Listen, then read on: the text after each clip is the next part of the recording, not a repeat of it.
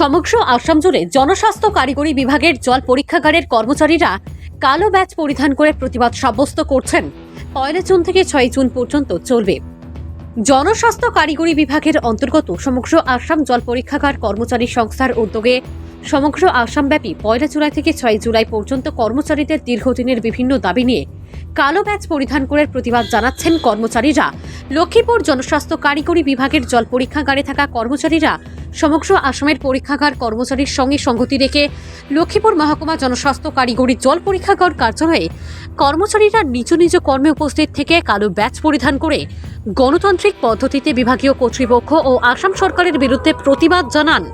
এই বিষয়ে লক্ষ্মীপুর মহকুমা জনস্বাস্থ্য কারিগরি বিভাগের জল পরীক্ষাগারের এক কর্মচারীর কাছে এ বিষয়ে জানতে চাইলে তিনি জানান, তাদের বিভিন্ন দাবির মধ্যে মূল দাবি তাদের চাকরি নিয়মিত করা, আসাম সরকারের অন্যান্য কর্মচারীদের সমাহারে বেতন প্রদান করা সহ আরও অন্যান্য দাবি নিয়ে বহুদিন থেকে সরকার ও বিভাগীয় কর্তৃপক্ষকে আবেদন জানিয়ে আসছে।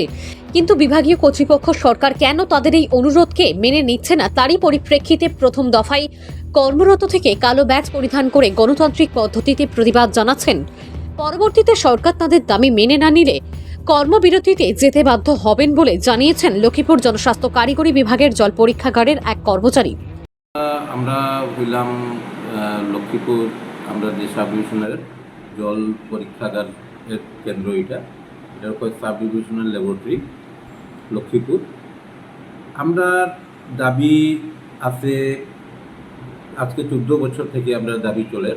খালি আমি না, আমার অল আসাম, সারা আসামের যত ল্যাবরেটরি আছে, ইভেন কি SRL DLL আছে, district level, sub division level, এরকম স্টেট লেভেল যে ল্যাবরেটরি আছে SRL, ওইখানেও সেম চলে। কি অত দীর্ঘদিন হওয়ার পরেও 14 বছর 15 বছর যদি চাকরি করার পরে যদি নিয়মাকরণ হয়েছে না, যখন এই SS-এর আন্ডারে আছে তারা পার্মানেন্ট করে দেয়, আগের টিচার পার্মানেন্ট করে, সোশিয়াল ওয়েলফেয়ার আমরা থেকেও কম হয়েছিল, তারা পার্মানেন্ট করে দিয়েছে। যে আমরা দুঃখ প্রকাশ করলাম, আমরা কালাবির গ্রহণ করে যে আমরা হাই অথরিটি আমরা লাগিয়ে কিছু করেন না। আমরা বিভাগীয় যে মন্ত্রী জয়ন্তমালা বড়ুয়া, তাইনও কিছু আমরা লাগিয়ে কিছু করলাম না। তো এই দুঃখ প্রকাশ করার লাগিয়ে আমরা কর্ম করিয়া দিলাম, নিষ্ঠার সাথে কর্ম করলাম। কর্ম করার লগে লগে আমরা দুঃখ প্রকাশ করলাম।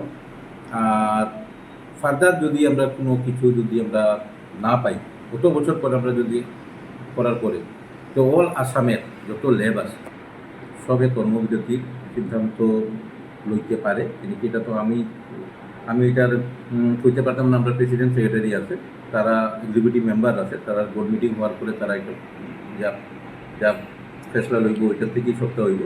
1 জুলাই থেকে এটা 6 জুলাই পর্যন্ত আমরা এটা করলাম।